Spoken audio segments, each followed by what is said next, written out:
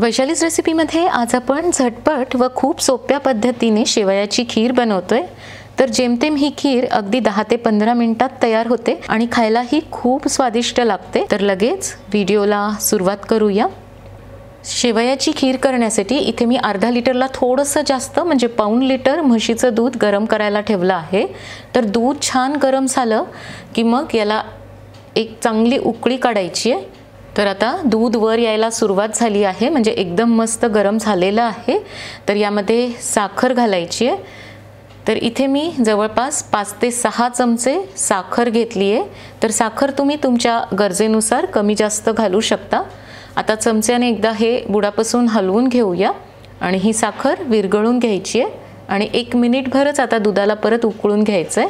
एका कढईमध्ये आता 1 टेबलस्पून तूप घालायचं आहे आणि तूप मेल्ट झालं की यामध्ये आपण ड्रायफ्रूट्स घालूया। तर 5 ते 6 काजू मी कट करून घेतले आहेत, थोडेसे बदाम, चारोळी आणि बेदाणे म्हणजे किसमिस पण घेतले आहेत ते घालूया। तर तुम्ही तुमच्या आवडीप्रमाणे इतर ड्रायफ्रूट्स पण यामध्ये घालू शकता। आता मंद गॅसवर याला परतून घ्यायचं आहे। असे थोडेसे ड्रायफ्रूट्स तुपावर परतून घेतले म्हणजे खायला खमंग लागतात।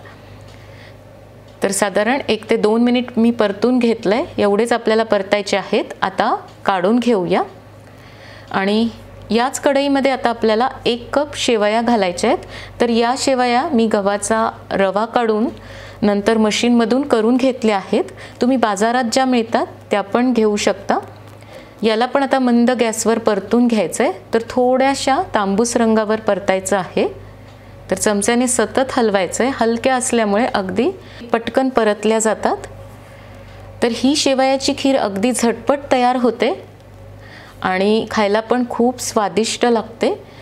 तर आता या तांबूस झालेल्या आहेत, तुम्ही पाहू शकता। एवढंच आपल्याला परतायचं आहे। यामध्ये आता आपण जे दूध गरम करून घेतलं होतं ते घालायचं आहे। तर थोडं थोडं करून घालायचं म्हणजे अंगावर येत नाही।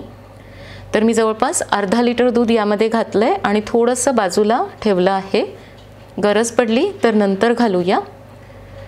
आता लो टू मीडियम फ्लेमवर या शेवया शिजवून घ्यायच्या आहेत। तर अशा शेवया दुधामध्ये शिजवून घेतल्या म्हणजे खीर खायला खूप छान लागते।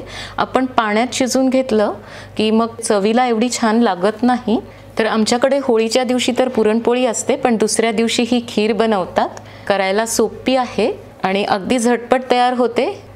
आता तुम्ही पाहू शकता पहिलेपेक्षा हे दूध आळून आलं आहे आणि शेवया वर अशा दिसतायत। तर आपली खीर शिजतच आलेली आहे। आणखी थोड्या वेळ याला उकळून घेऊया। आता जे आपण ड्रायफ्रूट्स तळून घेतले होते ते घालायचेत आणि जे बाजूला मी दूध ठेवलं होतं ते पण घातलं आहे। एकदम जर का आपण दूध घातलं तर पटकन हे दूध आळून येतं, कारण यामध्ये आपण शेवया शिजवून घेतोय, त्यामुळे थोडं थोडं करून घालायचं।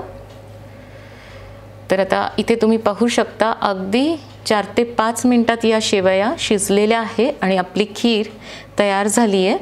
आता जरी तुम्हाला ही खीर पातळ वाटत असली तरी थोड्या वेळाने ती घट्ट होते आणि घट्ट झाली असं वाटलं तर वरून तुम्ही गरम दूध यामध्ये घालून एक उकळी काढू शकता। तर गरमागरम ही खीर खायला तर छान लागतेच, पण थंड सुद्धा फ्रीजमध्ये ठेवून तुम्ही खाऊ शकता। तर जरूर अशा पद्धतीने करून पहा आणि रेसिपी कशी वाटली कमेंट करून नक्की कळवा। आवडली तर इतरांसोबत हा व्हिडिओ शेअर सुद्धा जरूर करा। पुन्हा भेटूयात एका नवीन रेसिपी सोबत। तोपर्यंत मस्त खा आणि मस्त रहा।